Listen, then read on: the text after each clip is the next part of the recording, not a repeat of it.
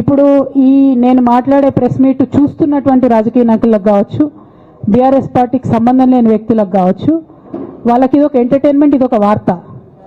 కానీ నాకు నా లైఫ్, మా బీఆర్ఎస్ పార్టీ కార్యకర్తలకు వాళ్ళ లైఫ్. సో నేను చాలా తీవ్రమైనటువంటి బాధలో గంభీరంగా ఉండి మాట్లాడేటటువంటి ప్రయత్నం చేస్తున్నాను. నేనేమంటున్నా అంటే కుటుంబంలో జరిగినటువంటి అనేక అంశాలను నేను చెప్పను కూడా.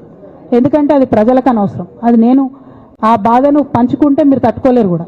నేను చాలా గట్టిదాన్ని, మొండిదాన్ని, దయ్యాన్ని కాబట్టి తట్టుకొని నిలబడ్డా. కానీ నా ప్లేస్లో వేరే వాళ్ళు ఉంటే తట్టుకోలేరు. సో కుటుంబంలో ఇంటర్నల్ విషయాలు నేను మాట్లాడతలేను. ఓన్లీ పొలిటికల్ ఇష్యూసే నేను మాట్లాడుతున్నా. పొలిటికల్గా నన్ను సైడ్ లైన్ చేసి, నన్ను సస్పెండ్ చేసి, పార్టీకి అనుక్షణం నష్టం చేస్తున్న ఆ ఇద్దరు వ్యక్తులను, వారి గుంపును, వారి ముఠాను పార్టీ ఎట్లా మోస్తుంది అనేటటువంటిది నా ప్రశ్న. సరే, నిన్న మొన్న ఆ గుంపుకు సంబంధించిన వ్యక్తులు అన్ని చోట్ల నా ఫ్లెక్సీలు చింపేసి నాకు దిష్టి బొమ్మలు, శవయాత్రలు ఎందెందో వేసిరట. ఈ ఉత్సాహం కేసీఆర్ గారి మీద సిబిఐ ఎంక్వైరీ చేస్తా అని రేవంత్ రెడ్డి గారు అన్నప్పుడు ఎక్కడ చచ్చిపోయింది ఆ ఉత్సాహం నేను అడుగుతా ఉన్నా. ఎందుకు చేయలే రేవంత్ రెడ్డి గారి దానాలు, దిష్టి బొమ్మలు ఎందుకు చేయలే? ఏం అండర్స్టాండింగ్ ఉంది మీకు? నా ప్రశ్న సింపుల్. నన్ను వ్యక్తిగతంగా ఏదో చేస్తారన్నది కాదు.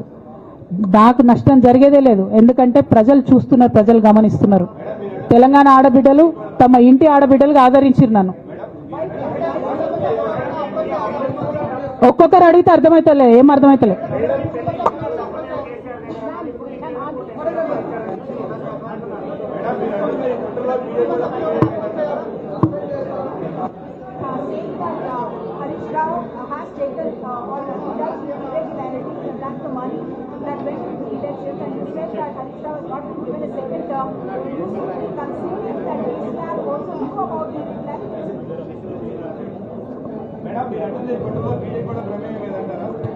నేనేమంటున్నా బ్రదర్, కుట్రలో ఎవరి ప్రమేయం ఉందన్నది నాకు తెలియదు.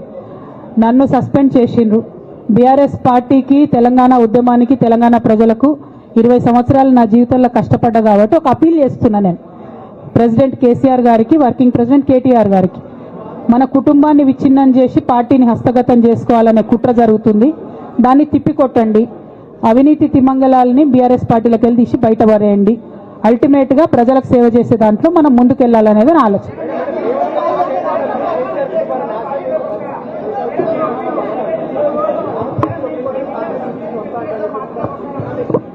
ఇక్కడ ఇంకో మాట చెప్పాలి బ్రదర్. నేను నిన్నటి నుంచి పేపర్లలో నేను ఈ పార్టీలో ఏరుతున్నా, ఆ పార్టీలో ఏరుతున్నా అని వచ్చింది. నేను ఏ పార్టీలో కూడా చేరను. నాకు ఏ పార్టీతో అవసరం లేదు.